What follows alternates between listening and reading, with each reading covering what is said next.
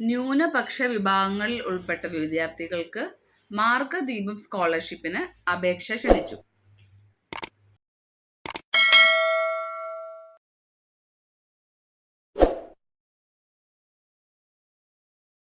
സർക്കാർ എയ്ഡഡ് സ്കൂളുകളിൽ 1 മുതൽ 8 വരെ ക്ലാസ്സിൽ പഠിക്കുന്ന ന്യൂനപക്ഷ വിഭാഗത്തിൽപ്പെട്ട വിദ്യാർത്ഥികൾക്കുള്ള മാർഗദീപം സ്കോളർഷിപ്പിന് അപേക്ഷ ക്ഷണിച്ചു.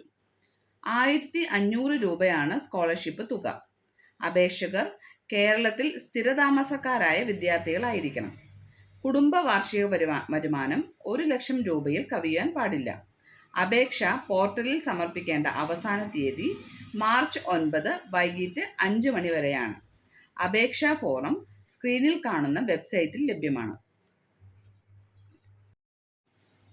സ്ഥാപന മേധാവി വിദ്യാർത്ഥികളിൽ നിന്നും ശേഖരിക്കുന്ന വിവരങ്ങൾ മാർഗദീപം പോർട്ടലിൽ കൃത്യമായി രേഖപ്പെടുത്തണം.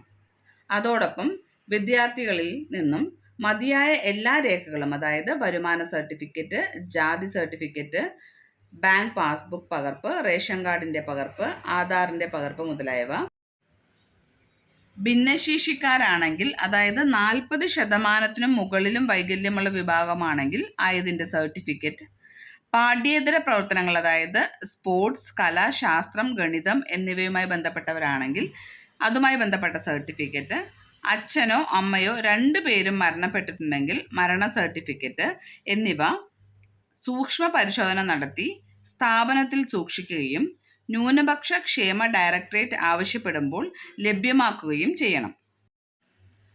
അപേക്ഷകർ ബന്ധപ്പെട്ട പോർട്ടലിൽ നിന്ന് അപേക്ഷ ഡൗൺലോഡ് ചെയ്ത് ആവശ്യമായ രേഖകൾ സഹിതം സ്ഥാപന മേധാവി അഥവാ സ്കൂൾ മേധാവിക്ക് സമർപ്പിക്കേണ്ടതാണ്.